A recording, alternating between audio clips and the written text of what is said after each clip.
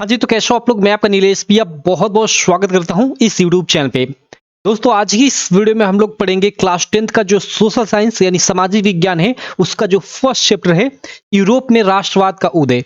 उसके सारे के सारे एमसीक्यू और जितने भी अब तक इस चैप्टर से एमसीक्यू आ चुके हैं उनको भी, जी हाँ मेरे दोस्त, 2020 से लेकर, ठीक है, 2020 के 21 में, चूंकि आपका बोर्ड एग्जाम नहीं हुआ था इसलिए 21 का मैं नहीं इसमें लिया हूं, ठीक है, 2020 का, 2022 का और 2023 का सारा एमसीक्यू जितना भी आपका इस चैप्टर से आया हुआ था मैंने इसमें इंक्लूड कर लिया है। ठीक है, आप लोग स्क्रीन पे देख सकते हो और बहुत सारे इंपॉर्टेंट भी क्वेश्चन मैंने इंक्लूड किया हुआ है। यहाँ पे देख सकते हो ये 2020 में आया हुआ क्वेश्चन है, ठीक है, 2020-22 में आया हुआ क्वेश्चन है, ठीक, ये 2020 में और यहाँ ये 2023 में देख सकते हो। नीचे मैं आपको दिखा दूं, देखो 2023 में 825 एफवी वाले पेपर सेट में ये प्रश्न आया हुआ है। ठीक है, तो हम लोग इन सारे के सारे प्रश्नों को इस वीडियो में करेंगे सॉल्व। ठीक है, तो आप चैनल पे अंत तक बने रहना और वीडियो को अभी तक लाइक नहीं किया तो वीडियो को लाइक कर देना, चैनल को सब्सक्राइब कर देना और सारे दोस्तों में इस वीडियो को शेयर भी कर देना। ठीक है, चलो शुरू करते हैं बिना किसी टाइम वेस्टिंग के।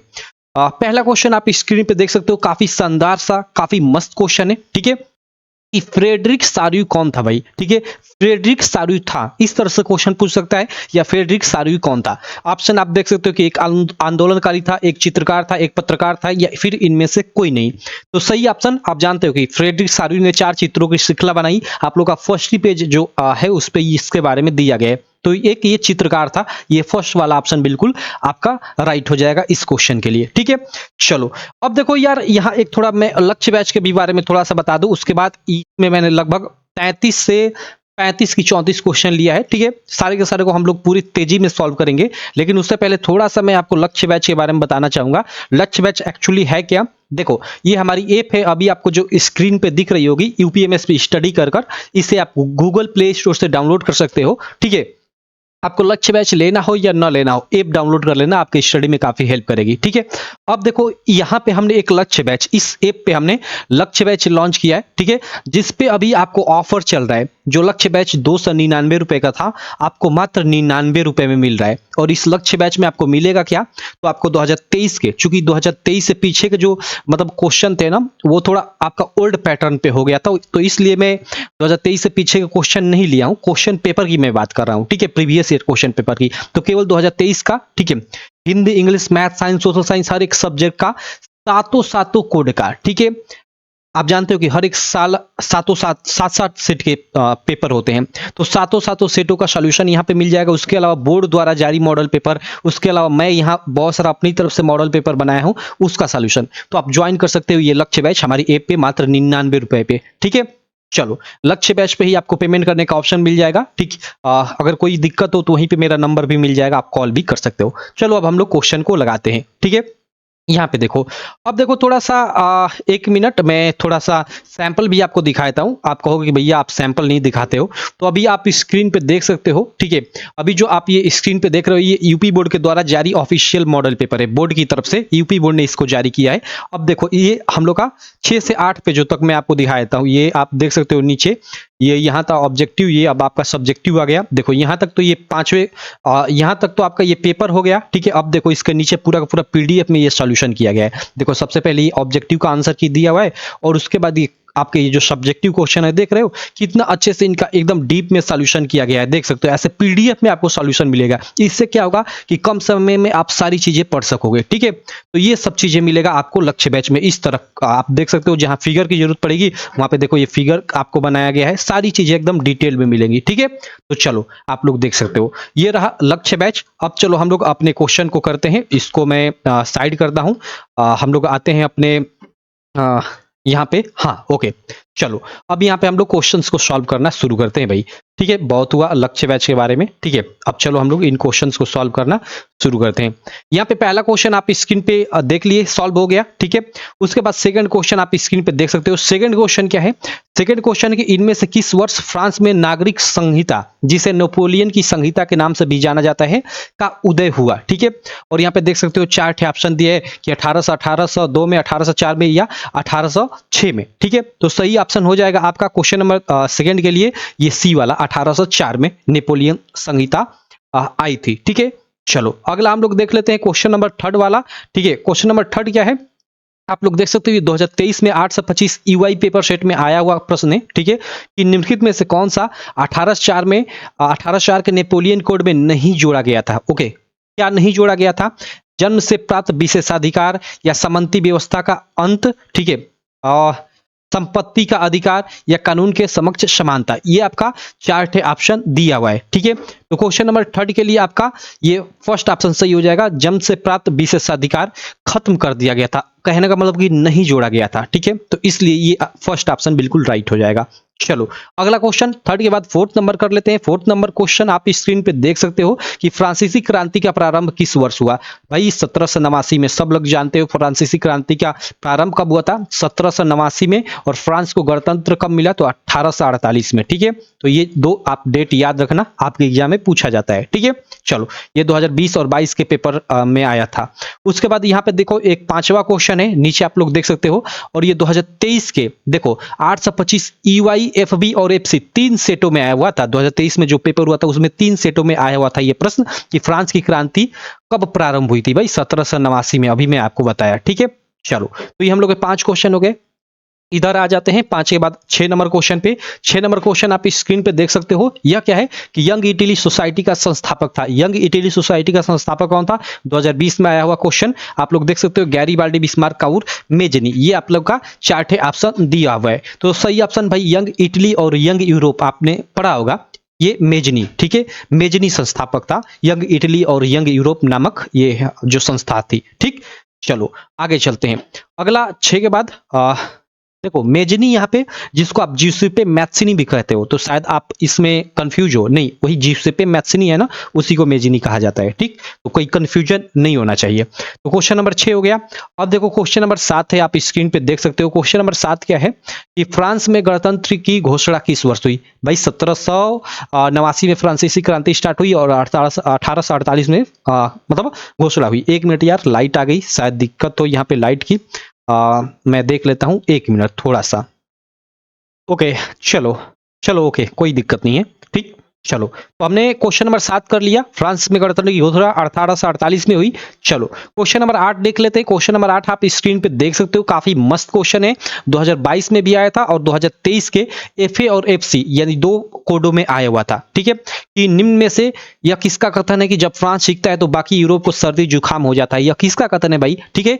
मैटरनिख का, कामूर का, बिस्मार्क का या फिर मेत्सिनी का, ठीक है। तो क्वेश्चन नंबर आपका जो 8 है, इसके लिए आपका ए वाला बिल्कुल राइट ऑप्शन हो जाएगा, मैटरनिख, ठीक है। ये मैटरनिख का कथन था। क्लियर है कि जब फ्रांस सीखता है तो बाकी यूरोप को सर्दी जुकाम हो जाता है। चलो अगला 18 के बाद 8 के बाद 9 नंबर हम लोग प्रश्न देख लेते हैं। 9 नंबर प्रश्न क्या है, आप स्क्रीन पे देख सकते हो कि वियना की संधि कब हुई थी? भाई वियना की संधि हमें बताना है प्रश्नोत्तर संख्या 9 में कि कब हुई थी। सब लोग जानते हो भाई वियना की संधि के बारे में, ठीक है, कि वो 1815 में हुई थी, ठीक है। ये आप लोग देख सकते हो। अगला नेपोलियन की हार के पश्चात। चलो अगला ये देखो 2023 में ये भी एफबी में आया हुआ प्रश्न है। आगे देखते हैं 9 के बाद 10 नंबर प्रश्न। 10 नंबर आप स्क्रीन पे देख सकते हो। 10 नंबर प्रश्न है कि 1861 में एकीकृत इटली का सम्राट किसे घोषित किया गया? बहुत ही शानदार क्वेश्चन है। 2023 के 8 से 25 ईवाई वाला जो पेपर सेट था उसमें ये प्रश्न आया हुआ था, ठीक है। प्रश्नोत्तर संख्या 10 आप लोग देख सकते हो अपने स्क्रीन पे, ठीक है। तो इसके लिए आपका ऑप्शन दिया कि इमैनुएल द्वितीय, जिउसेप्पे मैत्सिनी, विलियम प्रथम या जिउसेप्पे गैरीबाल्डी। तो इसके लिए ए वाला बिल्कुल आपका राइट ऑप्शन है, ठीक है, इमैनुएल द्वितीय। प्रश्न संख्या 10 के लिए आपका ए वाला बिल्कुल राइट ऑप्शन हो जाएगा। चलो भाई प्रश्नोत्तर संख्या 10 भी क्लियर आपका। अब देखो आगे हम लोग चलते हैं। अगला प्रश्नोत्तर संख्या 11 आप स्क्रीन पे देख सकते हो। काफी ये भी मस्त प्रश्न है कि राष्ट्रवाद का प्रारंभ जिस देश से हुआ वह है। राष्ट्रवाद का प्रारंभ किस देश से हुआ? तो राष्ट्रवाद का प्रारंभ भाई आपका फ्रांस से हुआ, ठीक है। 11 का आप लोग का सी वाला बिल्कुल राइट ऑप्शन हो जाएगा, ठीक है। अब देखो हम लोग प्रश्न संख्या 12 पे चलते हैं भाई। प्रश्न संख्या 12 आप लोग देख सकते हो स्क्रीन पे। अगला 1 मिनट, प्रश्न संख्या 12 आप लोग देख सकते हो। काफी ये भी शानदार सा प्रश्न है कि कार्ल कैप्सर फ्रिट्ज जिसने फ्रेंच सेनाओं का जो यूक्रेन शहर पर कब्जा करते हुए चित्र बनाया, वह संबंधित था, वह कहां से संबंधित था भाई?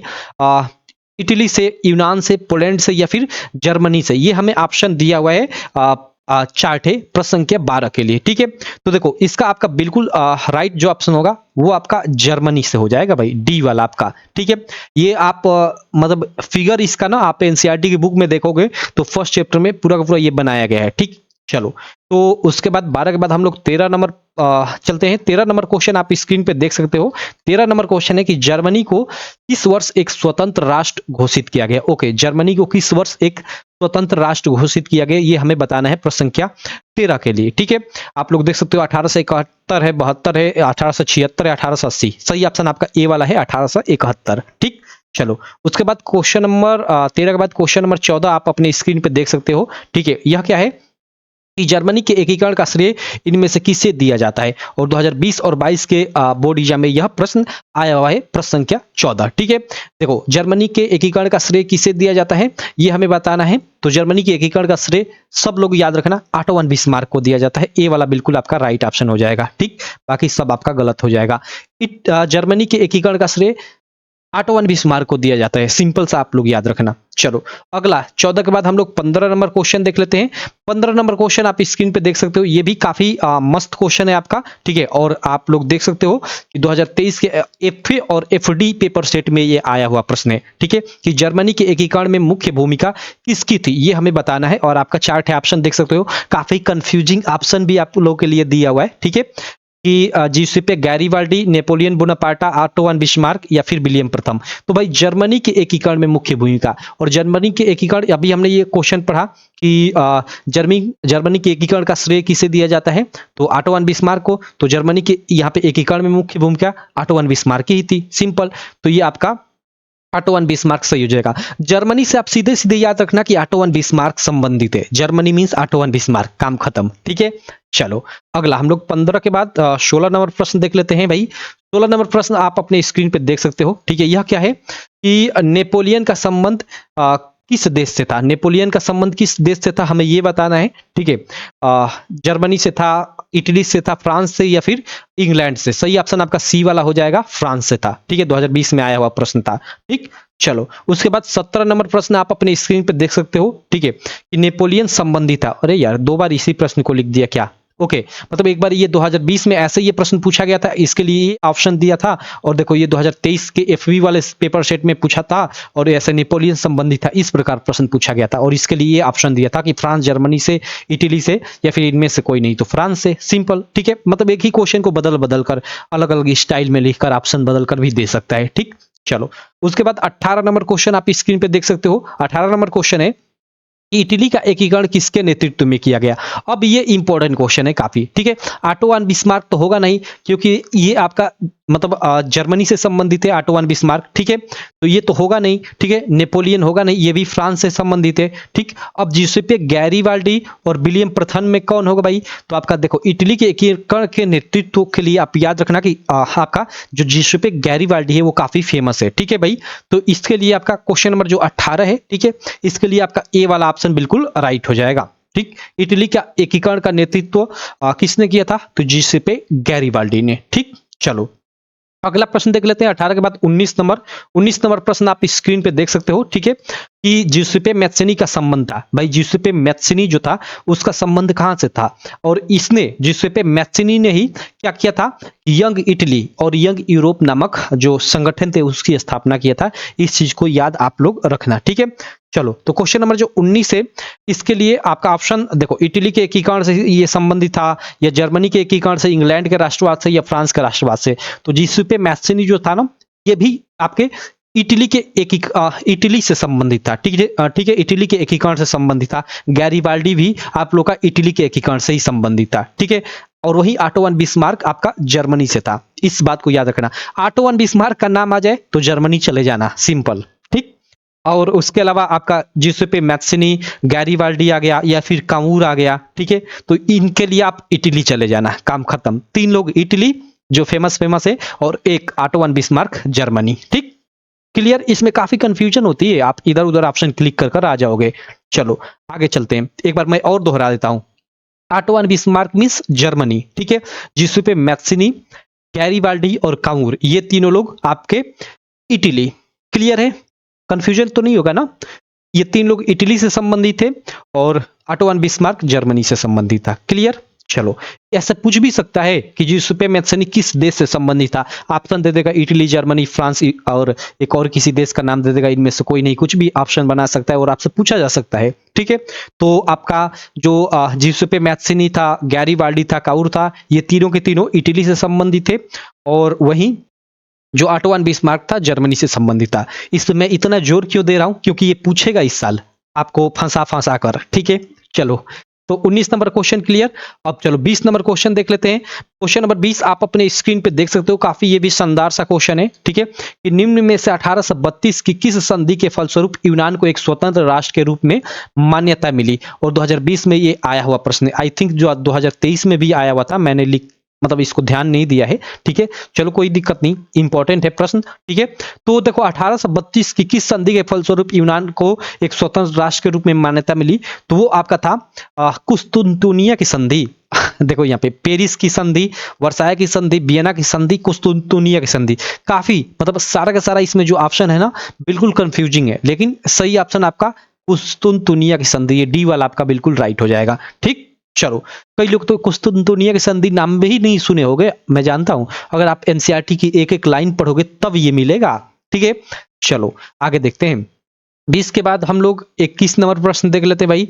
21 नंबर प्रश्न आप अपने स्क्रीन पे देख सकते हो, आसान सा प्रश्न है कि 1848 की फ्रांसीसी राज्य क्रांति के फलस्वरूप 2020 में आया हुआ प्रश्न है। क्या होता है, निरंकुश राजतंत्र की स्थापना हुई। ठीक है, ऐसा नहीं है, निरंकुश राजतंत्र की स्थापना हुई, नहीं नहीं नहीं। सीमित राजतंत्र की स्थापना हुई, सैन्य शासन की स्थापना हुई, या गणतंत्र की स्थापना हुई, सिंपल सा है। ठीक है, 1848 में जब फ्रांस स्वतंत्र हुआ तो गणतंत्र की ही तो स्थापना हुई थी। ठीक है, चलो, उसके बाद 21 के बाद 22 नंबर प्रश्न आप अपने स्क्रीन पे देख सकते हो, काफी ये भी शानदार सा प्रश्न है। ठीक है, 22 नंबर आप प्रश्न स्क्रीन पे देख सकते हो कि जर्मनी में जर्मन संस्कृति में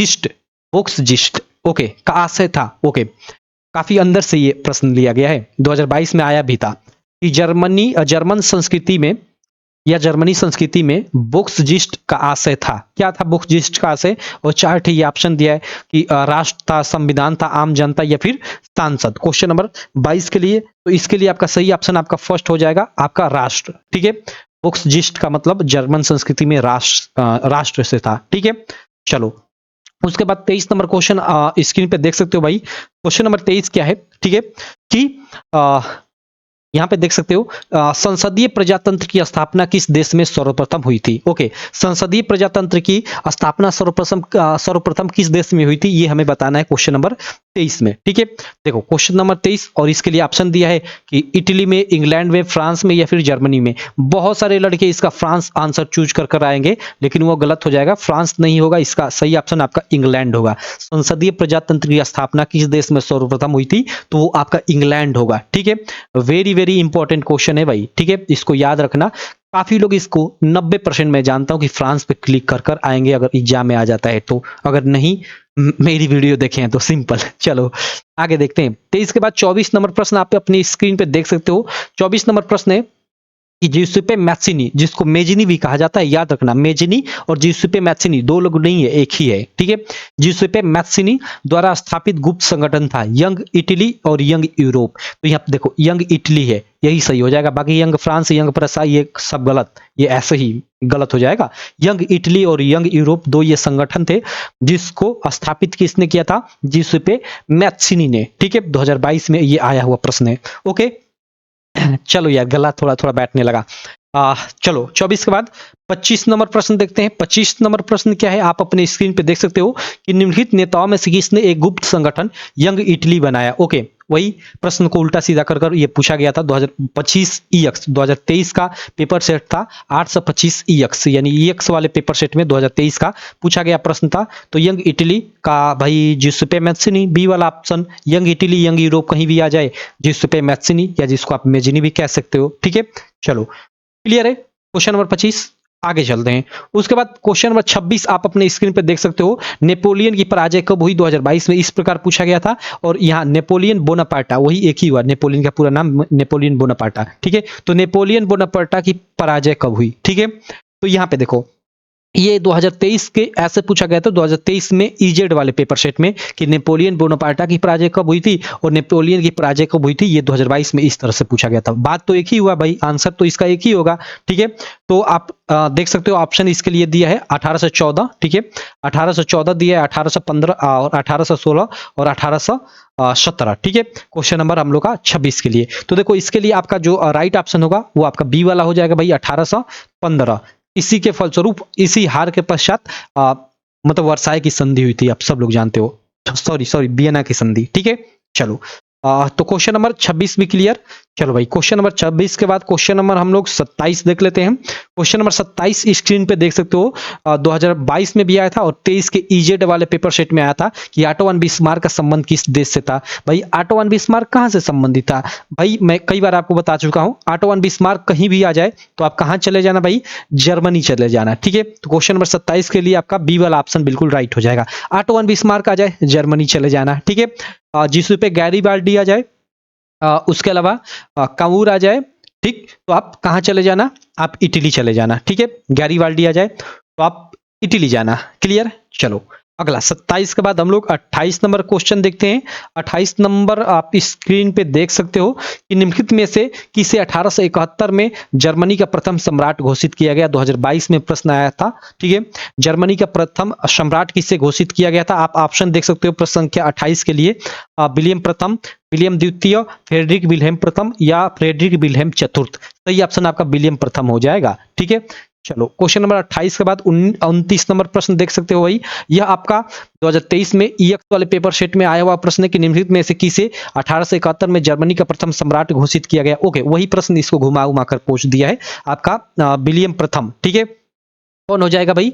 विलियम प्रथम, जो अभी हमने उत्तर देखा। ठीक है, देखो यहाँ पे इसको कैसर विलियम प्रथम, इसका पूरा नाम क्या था? कैसर विलियम प्रथम। तो यहाँ कंफ्यूज मत हो ना, वही विलियम प्रथम, ये ए वाला इसका राइट ऑप्शन होगा, बाकी ये सब गलत हो जाएगा। चलो क्वेश्चन नंबर 29 के बाद क्वेश्चन नंबर हम लोग 30 देख लेते हैं। ठीक है, क्वेश्चन नंबर 30 आप अपने स्क्रीन पे देख सकते हो। ये क्या है कि 1789 में फ्रांस किस प्रकार का राज्य था? भाई 1789 में फ्रांस किस प्रकार का राज्य था, 2022 में पूछा गया प्रश्न है। तो भाई एक देखो 1789 में, यानी अभी गणतंत्र जब नहीं था, तो देखो एक असीमित राजतंत्र था, सीमित राजतंत्र था, प्रजातंत्र तो था नहीं भाई। वो तो 1848 में भाई जब आजाद हुआ तो उसके बाद प्रजातंत्र यानी गणतंत्र आया। तो ये तो दोनों गलत हो जाएगा, सी और डी वाला। अब असीमित राजतंत्र था कि सीमित राजतंत्र था, इसमें से आपको कंफ्यूजन होगी। तो देखो यहां मैं आपको बता देता हूं। देखो जैसे फ्रांस, ये पूरा फ्रांस है, मान लो ये फ्रांस पूरा है। ठीक है, तो इसमें क्या था कि पूरे फ्रांस पे कुछ राजा, मान लो कुछ भूभाग पे एक कोई राजा, कुछ भूभाग पे कोई राजा, कुछ भूभाग पे कोई राजा, इसी तरह कर कर मतलब कुछ सीमित राजा मिलकर पूरे फ्रांस पे राज करते थे। ठीक है, तो क्या था फ्रांस में 1789 में एक सीमित राजतंत्र था, मतलब पूरे फ्रांस पे यानी पूरे देश पे कुछ कुछ राजा मिलकर अधिकार करते थे। ठीक है, कुछ कुछ अपना एरिया बांट लिए थे कि ये मेरा एरिया है, ये मेरा एरिया है। ठीक है, तो यहाँ सीमित राजतंत्र था, ये बोल सकते हैं। ठीक, चलो भाई, तो क्वेश्चन नंबर 30 भी क्लियर। क्वेश्चन नंबर 30 का आप लोग का बी वाला बिल्कुल राइट ऑप्शन हो जाएगा। अब क्वेश्चन नंबर 31 पे आ जाते हैं। क्वेश्चन नंबर 31 आप स्क्रीन पे देख सकते हो कि 1789 में फ्रांस किस प्रकार का शासन था। ओके, फ्रांस का की शासन था, कैसा था? 825 ईएक्स में पूछा हुआ ये प्रश्न है। सीमित राजतंत्र, असीमित, कुलीन तंत्र, लोकतंत्र। तो सीमित भाई सीमित राजतंत्र था। ठीक है, 31 का आपका ए वाला ऑप्शन सही हो जाएगा। क्वेश्चन नंबर 32 आप स्क्रीन पे देख सकते हो। Question number 32 very very important question है ये भी। ठीक है, और 2023 में एफडी वाले पेपर सेट में पूछा गया ये क्वेश्चन है। ठीक है, क्वेश्चन क्या है कि निरंकुशवाद का तात्पर्य है। निरंकुशवाद का क्या तात्पर्य है? देखो आप अपनी एनसीईआरटी की बुक पढ़े होगे ना, तो साइड में आपको नया शब्द ऐसे कर कर और निरंकुशवाद, नारीवाद ऐसे शब्द दिया होगा, तो उनको भी पढ़े। नृजातीय आपने सब सुना होगा। ठीक है, वो लिखा होता है तो उसको पढ़ते रहना। ठीक है, क्योंकि उनसे ये देखो उसी से ये क्वेश्चन बनाया है, निरंकुशवाद क्या है। ठीक है, तो देखो अब इसमें ऑप्शन दिया है कि ऐसी शासन व्यवस्था जिसमें सत्ता पर जनता का अंकुश होता है। तो ऐसा तो नहीं है निरंकुशवाद में।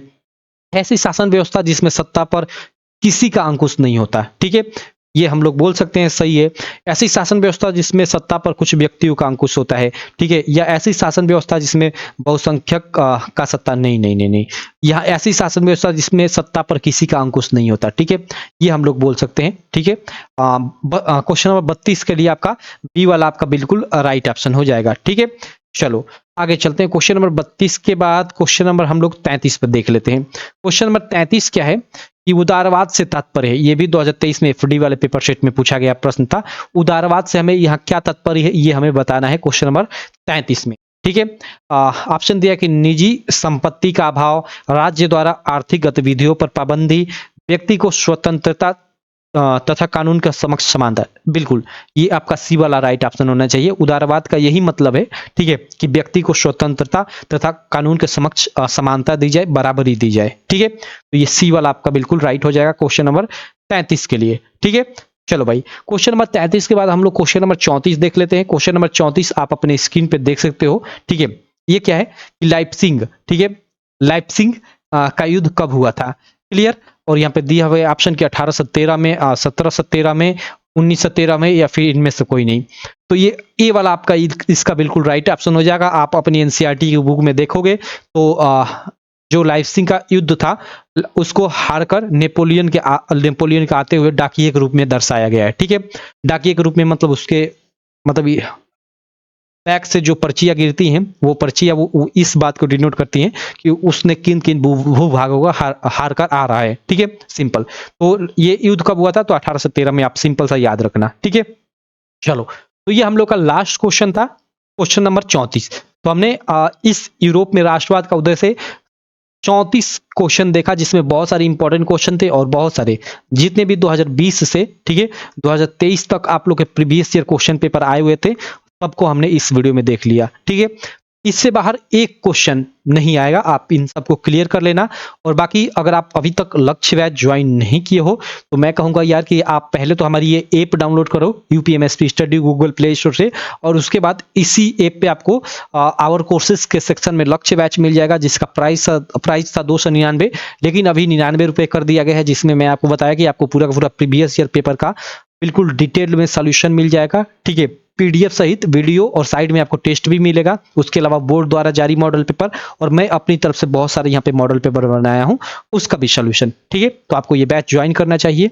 बाकी चलो आप बताना कि ये वीडियो आपको कैसी लगी। वीडियो अच्छी लगी तो चैनल को सब्सक्राइब कर देना, वीडियो को लाइक कर देना, और अपने सारे दोस्तों में इस वीडियो को शेयर भी कर देना। मैं मिलता हूँ आपसे नेक्स्ट वीडियो में, तब तक के लिए थैंक यू।